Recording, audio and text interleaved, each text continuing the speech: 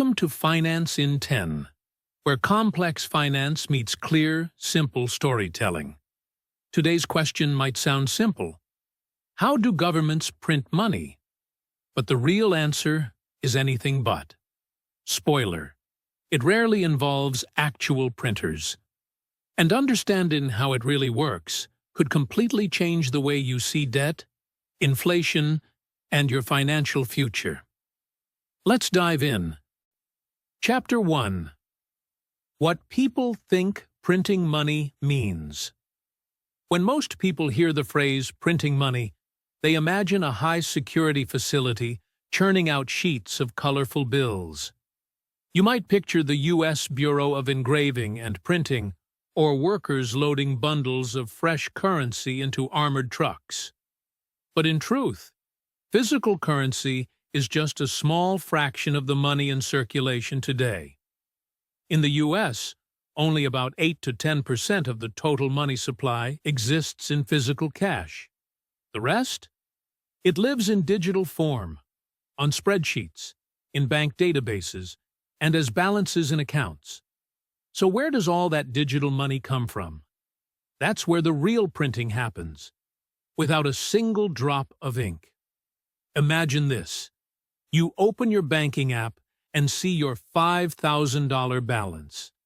That number exists only digitally, and if your bank decided to lend against it, more money could be created without ever touching paper.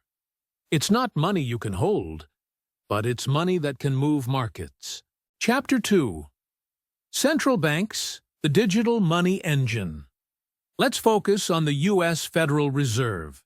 When it wants to stimulate the economy, it buys government bonds from banks or the open market. But here's the key. It doesn't use pre-existing money. It creates new digital dollars, typed directly into the seller's account. This isn't just moving money, it's creating it. In a matter of seconds, the Fed can inject billions into the financial system with just a few keystrokes. This process is called quantitative easing, QE. QE was used heavily after the 2008 crash and again during the COVID-19 pandemic.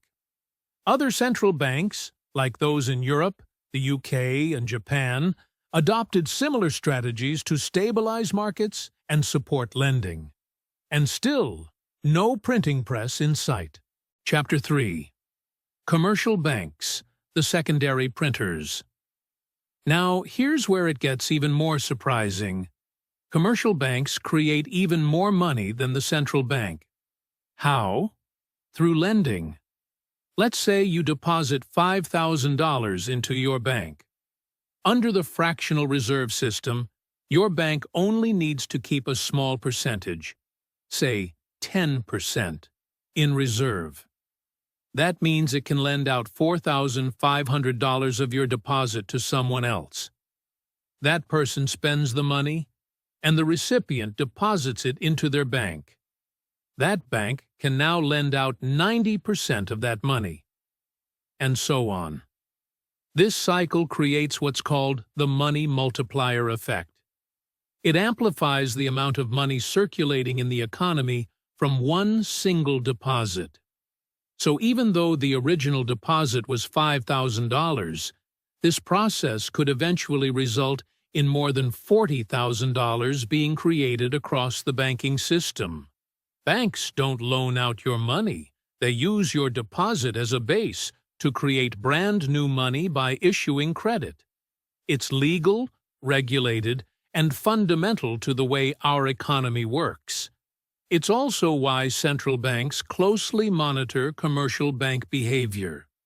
If lending gets out of hand, inflation can soar. Chapter 4. Why create money at all?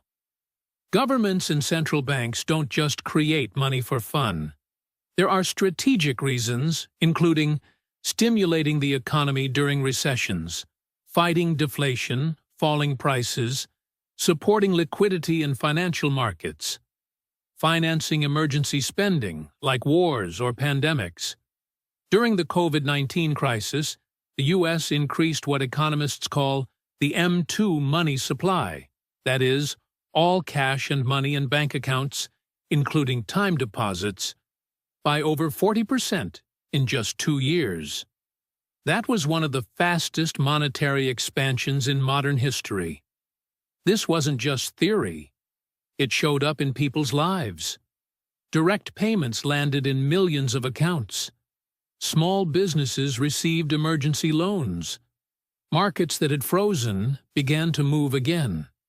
In Japan, decades of deflation led the Bank of Japan to keep interest rates near zero and rely on asset purchases for years. While controversial, these actions prevented worse outcomes, and history tells us controlled monetary expansion, when done right, can save an economy. The 2008 bailouts, while unpopular, are credited with preventing a second Great Depression. Chapter 5. The Hidden Costs. If printing money helps the economy, why not do it all the time? Because the cost is invisible at first, but devastating if unchecked. Too much money in the system leads to inflation, where each dollar buys less than it did before. If inflation spirals out of control, we get hyperinflation, a collapse in purchasing power. In Weimar, Germany in the 1920s, people would carry cash in wheelbarrows. In Zimbabwe in the 2000s, inflation hit 79.6 billion%. Venezuela, more recently, has seen similar patterns. Prices change daily. Trust evaporates. And when people lose faith in a currency, recovery becomes nearly impossible. Chapter 6. Monetizing Debt, a Risky Game. When central banks buy government bonds to fund spending, not to control interest rates, it's called monetizing debt. If overused, it becomes a self-reinforcing loop. More spending, more money printing, more inflation. Eventually, the currency weakens, confidence collapses, and the system wobbles. Chapter 7. Trust, the True Currency. Money has no intrinsic value. Only the trust we place in it gives it power.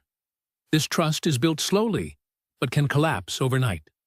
Wars, inflation, political instability, all can erode confidence in a currency.